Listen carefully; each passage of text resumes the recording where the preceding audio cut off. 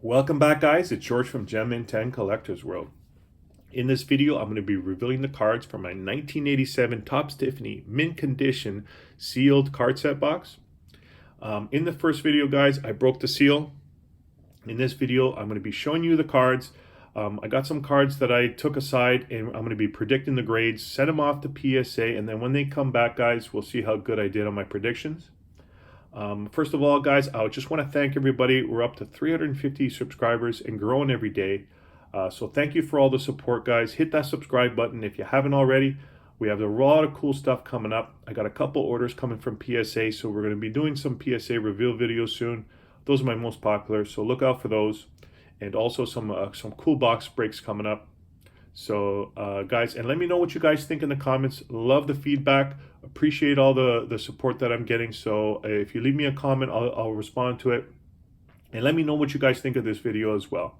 Okay, guys, so let's get into it. So just a little backstory. I've been trying to find a 1987 Topps Tiffany in mint condition for about a year now. I finally found one, and I got lucky because this box was from the original owner that bought it in '87, and he had it in immaculate condition. So I was kind of torn what to do to keep it sealed. 87 is a little special to me, guys. It's the first kind of set that I completed the set as a kid. I think I was about 11 years old when this first came out, so brings me back. It's really nostalgic, and obviously it's catching fire right now. I'm going to be showing the two cards at the end, the Bonds and the Mcgwire. What we'll do is we'll go through the cards, predict some grades, send them off, and then we'll send them off to PSA and see what happens when we come back. So, and it's kind of funny because I think this is the first set that me and my brother did. My nephew asked me what the checklist were for one time, and I said, well, that's what we use to collect all the cards. That's how we knew what cards there is. He was kind of looking at me weird. There was no internet back then, I told him, so you didn't know the set until the checklist. So we actually use the checklist. So if you, so it's kind of funny. And also it's pretty weird because the kid can't even go to Walmart and buy cards. Like, you got all those hawks going to Walmart now and cleaning them out. So it's pretty tough to be a collector as a kid. So let's get into it right now, guys. Topps Tiffany, what's the difference? 87, so Topps did upper upscale set called Topps Tiffany. The print run was from 84 to 91.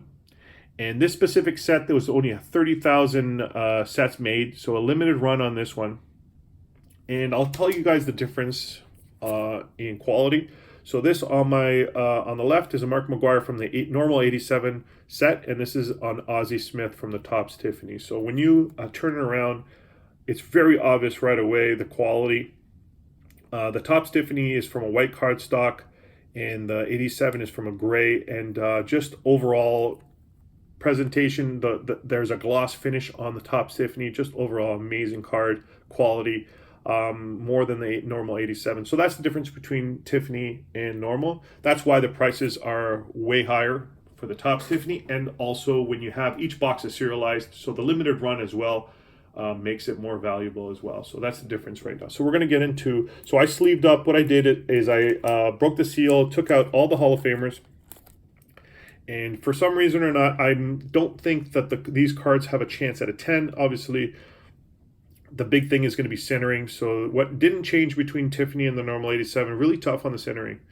So we'll get into it right now. So we got an Ozzie Smith. We got a Wade Boggs All-Star. And this brings back memories collecting these cards. Always loved the wood border. The look of the cards. There's a Cal Ripken. A little off center left to right. We got a Lee Smith. Mike Schmidt. And some of these, it depends on the grader, but I would say, now I want to start off by saying every card is in pristine condition. Surfaces, edges, corners. Tiffany did a really good job packing this and making sure the cards were good going in. And thank God I got an owner that kept them in pristine condition, the box. You could tell he took care of it. There's a Kirby Puckett. George Brett. One of my favorite players, and I think one of the best hitters in my generation growing up as a kid, Tony Gwynn. Awesome player, guys. And one of the best hitters, there's Rock Raines or Tim Raines. Jimmy Rice.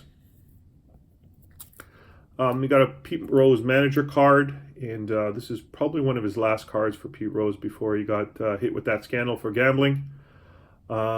Here's another one debate. Should Pete Rose be in the Hall of Fame? Let me know what you guys think in the comments. You guys are Roger Clemens, All-Star. Here's a Gary Carter, Paul Monitor, and just like I said, the Harold Baines. These are all Hall of Famers. All cards are in great condition. It's just the centering, as you can see on the Ricky. I don't want to send a card and get maybe an 8 from the centering, so these ones I have off to the side. What I'm gonna do is I'm gonna grade the ones that I think are 9s and 10s, and then I'll kind of judge the centering from those. Here's a nice now. See, as you can see, the front is a little better than the back. So the front, obviously, you see this card and say, "Oh, that's really good centering." But then when you go on the back, left to right, is a little off. Same thing with the Donnie Baseball. Centering is a little off on the back, but the eye appeal on the front, I always rather have centering on the front than the back. Obviously, for eye appeal, it's just for grading. I want to make sure I don't get stuck with 8s, even though these would really good look amazing slabbed. So I'll grade the first batch that I think are in high, and then maybe I'll go back to these ones because they look good slabbed. Anyways, here's Reggie Jackson and Ryan Sandberg.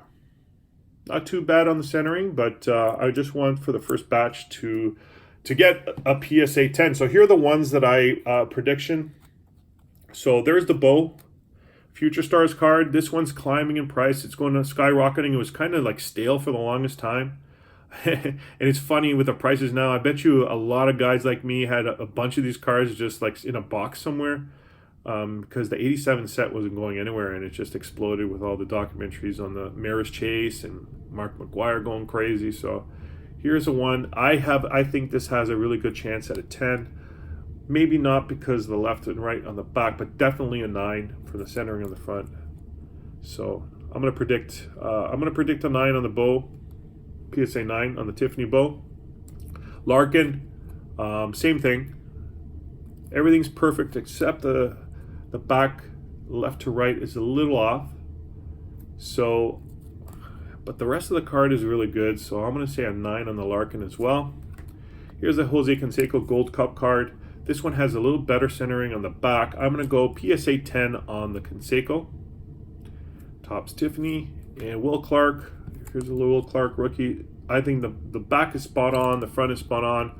I'm going to say a PSA 10 on the Will Clark. And then what we'll do, guys, is when they come back from PSA, I'm going to write these down and then see how good I did on the prediction. Rafael Palmeiro, too bad he got stuck with PEDs because 500 home runs, over 3,000 hits, man. This guy was a monster in his day. Obviously a little tainted because of the PEDs, but I don't know. There's a bunch of guys that are on the bubble now, like Clemens and stuff, guys. What do you guys think? Should these guys get into the Hall or are we going to? Well, I'm sure there's guys in the Hall of Fame that took but just didn't get caught. Here's a Steve Carlton, and that is, I think, is spot on. I think the Steve Carlton's going to get a 10. Eddie Murray as well. I think a 10 for the Eddie Murray. And Roger Clemens, it's a little off. That has a chance at a 10, but we'll see. And Nolan Ryan, one of my favorite cards to PC. Nolan Ryan, a little off left to right. So I don't know. This one's kind of on the border. We'll see how the grader feels on that day. So I'm going to say 9 with a potential. We'll say 9. I think the front left to right is too much eye appeal to get a 10. So I'm going to say PSA 9 on the Nolan Ryan. Just love these cards, guys. So now we're going to get into the last two. First off is the Mark Mcgwire. And the Mark Mcgwire is a little off left to right, but surface, edges, everything's good. So I'm going to say PSA 9 on the Mark Mcgwire. And I'm happy about that. I'm happy to get a 9. We'll see what the grader gives, but beautiful card, awesome card. This set was, first of all, guys, I want to say that it was really fun cracking this open and going through the cards. So I had a blast doing it. And here is the Barry Bonds. Now the Barry Bonds is a little, at first glance, it looks good. But as you can see, a little bit left, up, top, and bottom. So I'm going to say PSA 9, predict PSA 9 on the Barry Bonds, which I'm very ecstatic for. Topps Tiffany, PSA 9 on the Barry Bonds. So we're going to be shipping off these cards off to PSA, guys, and then I'll do the reveal video, and we'll kind of go back and see how well I did. I just want to end saying this was an amazing box. So I had really fun on it, and then we'll start grading the other cards. So hit the subscribe button, guys, if you haven't already. Like I said, a lot of cool stuff coming up. I just posted about 25 more cards for sale. So if you're looking, over 350 PSA graded cards, if you're looking for a deal, guys, go to my eBay store, _7. I'll have the link in the description, so all you got to do is click on there, and I'll go and give you a deal there. So thank you for watching, guys, and let me know what you guys think in the comments, and I'll see you next time.